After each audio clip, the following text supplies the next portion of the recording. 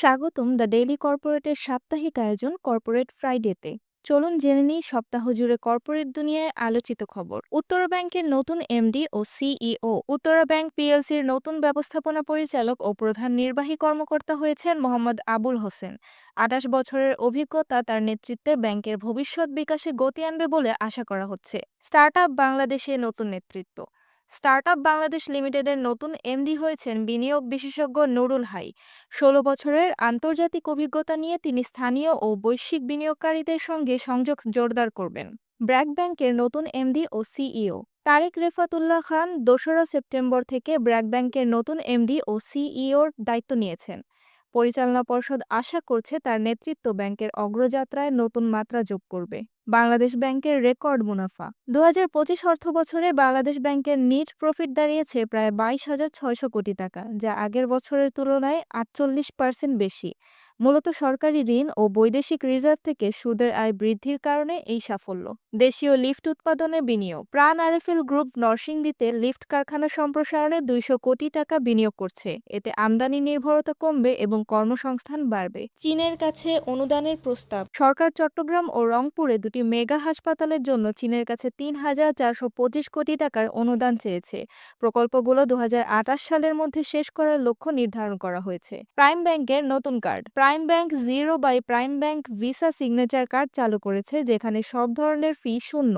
খরচ সচেতন গ্রাহকদের জন্য এটি হবে সহজ সমাধান। কন্টেইনার হ্যান্ডলিং চার্জ বৃদ্ধি।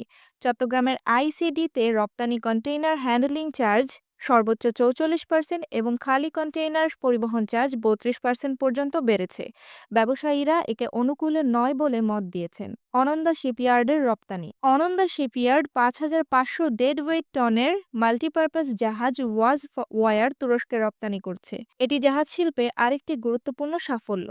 ব্যাংকিং খাতে ডিজিটাল অগ্রগতি। বাংলাদেশের প্রায় ১০টি ব্যাংক শিগগিরই গুগল পে চালু করছে, এতে ডিজিটাল লেনদেনের নতুন গতি আসবে। রশিদপুরে নতুন গ্যাস ক্ষেত্র। সিলেট গ্যাস ফিল্ডসের রশিদপুর ৩ কূপে নতুন গ্যাসের সন্ধান মিলেছে, যা আগামী ১০ বছর উৎপাদন দিতে পারবে। ওমেরা পেট্রোলিয়ামের অধিগ্রহণ। Omera petroleum, premier LP gas, total gas বাংলাদেশের প্রায় সব শেয়ার অধিগ্রহণ করেছে। এতে বাজারে তাদের অবস্থান আরও শক্তিশালী হবে। বিশ্বের শীর্ষ ধনী ল্যারি এলিসন। ওরাকল প্রতিষ্ঠাতা ল্যারি এলিসন ধনী তালিকায় ইলন মাস্ককে পেছনে ফেলে শীর্ষে উঠেছেন। স্টারলিংক স্যাটেলাইটে যুক্ত হল ইবিএল।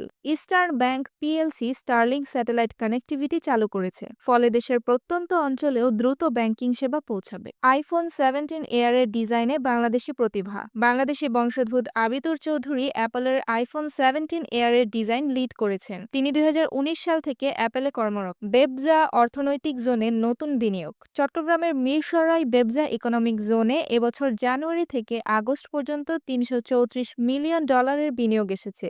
নতুন ২৩টি চুক্তি এবং ৪,০০০ নতুন কর্মসংস্থান সৃষ্টি হয়েছে। এ ছিল সপ্তাহের কর্পোরেট দুনিয়ার কিছু আলোচিত খবর। আরও জানতে চোখ রাখুন দ্য ডেইলি কর্পোরেটের ফেসবুক পেজ ও ইউটিউব চ্যানেলে। কণ্ঠ উপস্থাপনায় আফসানা তাসনিম। ধন্যবাদ।